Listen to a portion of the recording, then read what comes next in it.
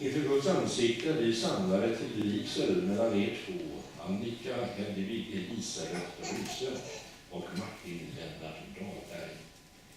Vi är här i Råda kyrka för att be om Guds välsignelse över er, men också för att dela er stora glädje idag. Äktenskapet är en Guds gåva, instiftad till samhällets bestånd, till människors hjälp och glädje, till inbördes stöd och fördjupad samhörighet i mörka lika väl som i ljusa dagar. Att leva som man och som hustru, det är att leva i förtroende och kärlek. Det är att ta ansvar för varandra och för henne. Och det är att troget stå vid varandras sida.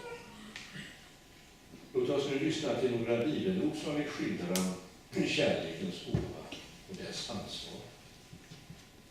Jesus sa: skaparen gjorde från början människorna till man och till kvinna. Därför ska en man lämna sin far och sin mor för att leva med sin hustru, och de två, det ska vara det. I Gamla testamentet, närmare bestämt i Höga visan, så finns de här mycket mäktiga orden om kärleken. Kärleken är stark som döden. Dess längtan är obetvinglig som dödsriket. Dess glöd är som eldens glöd. En Herrens låga är den. Det största vatten förmår ej utsläcka kärleken, och strömmar kan inte dränka den.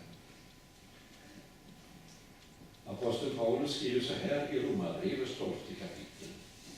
Er kärlek ska vara uppriktig. Håll fast vid det goda. Visa varandra tillgivenhet. Överträffa varandra i ömsesidig aktning. Gläd er med dem som gläder sig. Och så till sist de här välbekanta orden från första Korinthierbrevets 13 kapitel. Ord som också handlar om kärleken förstås. Kärleken är tålmodig och god. Kärleken är inte stridslysten, inte skrytsam och inte uppblåst. Den är inte utmanande, inte självisk. Den rusar inte upp. Den vill ingen något ont. Den finner inte glädje i orätten, men gläds med sanningen. Allt bär den, allt tror den, allt hoppas den, allt uthärdar den. Men nu består tro, hopp och kärlek, dessa tre, och störst av dem är kärleken. Och så kan vi resa oss upp när jag ställer frågorna och väntar på de spännande svaren.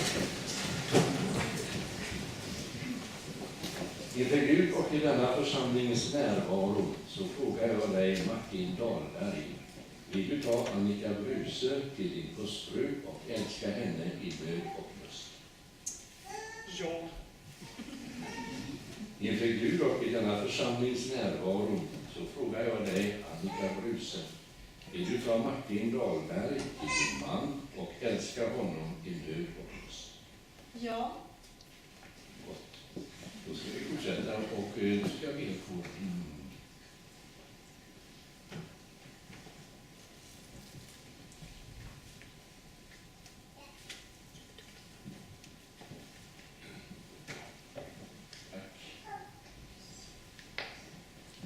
O Gud, du som är allting skapare och Herre, välsigna Annika och Martin i deras äktenskap. Låt denna ring för dem vara tecknet och deras löften om ömsesidig kärlek och trohet genom din son Jesus Kristus, vår Herre. Amen.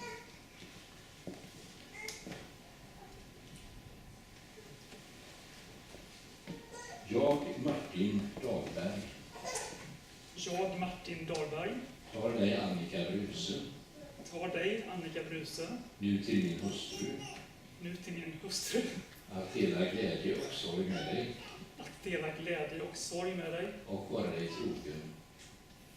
Och vara dig trogen. Tills döden skiljer oss åt. Tills döden skiljer oss åt. Jag, Annika Bruse. Jag, Annika Bruse. Tar dig, Martin Dahlberg. Tar dig, Martin Dahlberg. Nu till min man. Nu till min man. Att dela glädje och sorg med dig. Att dela glädje och sorg med dig. Och vara dig trogen. Och vara dig trogen. Tills döden skiljer oss åt. tills döden skiljer oss åt.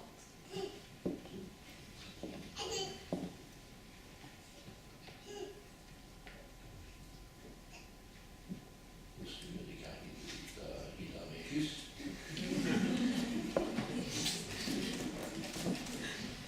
Det gick ju bra.